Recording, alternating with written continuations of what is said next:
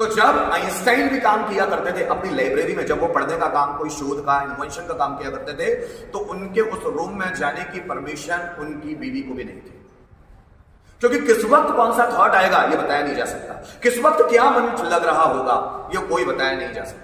इसलिए क्रिकेटर्स हो, फुटबॉलर्स हो, कोई भी एथलीट हो, उनको मोबाइल रखने की परमिशन नहीं है कि जब वो खेल खेल रहे होंगे वो मोबाइल नहीं रख सकते।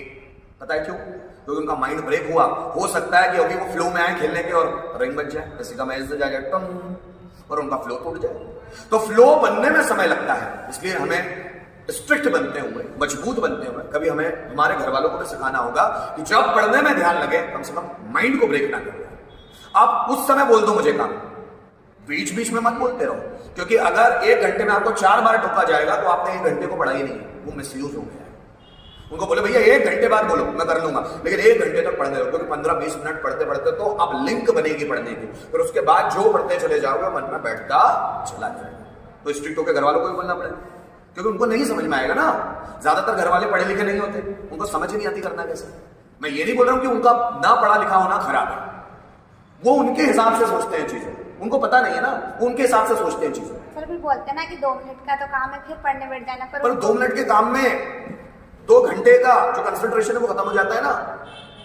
इतना आसान थोड़ी ना। क्या तुम तुम्हारे मन को अपने हिसाब से चला सकते हो कि अब मैं बोलता हूं कि अब मेरा मन लगे तो अब लग जाएगा क्या?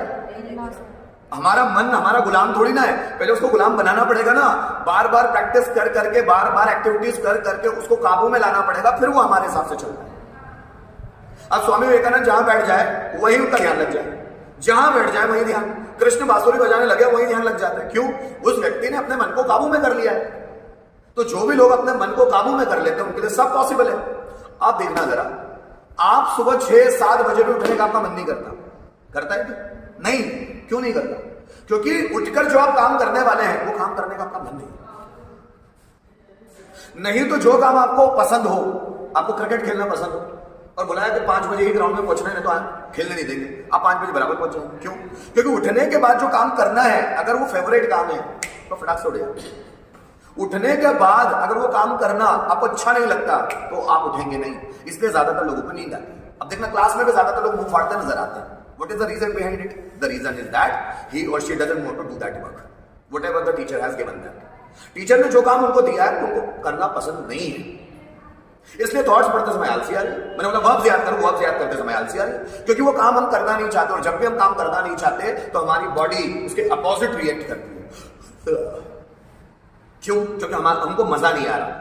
तो 2 तरह की चीजें होती है जिंदगी में, या तो काम को मजे से करो, या जिस काम में मजा आ रहा है वही काम करो, या फिर जो काम करना पड़ रहा है उसमें मजे लाने के तरीके ढूंढो कि कैसे उसमें मजा लाया जाए, उसको कुछ एक्टिविटी के थ्रू फनी बनाया जाए, लोगों को इन्वॉल्व किया जाए उस काम में जिसमें हमको मजा नहीं आ रहा।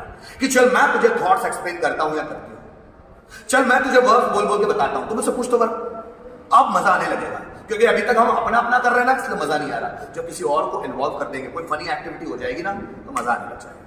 तो इसलिए या तो अपने पसंद का काम करो, या वो सभी काम जो हमको करने पड़ रहे हैं लेकिन हमारे पसंद के ना हो तो उसमें फन ढूंढना स्टार्ट करो कि कैसे इस काम को इंटरेस्टिंग बनाएं। तो उस काम को करने की आपकी हैबिट है। और कहीं ना कहीं हमने अपने परिवार वालों को स्ट्रिक्ट बोलना पड़ेगा, जिस वक्त मैं पढ़ने बैठूं तो कृपया डिस्टर्ब ना करें।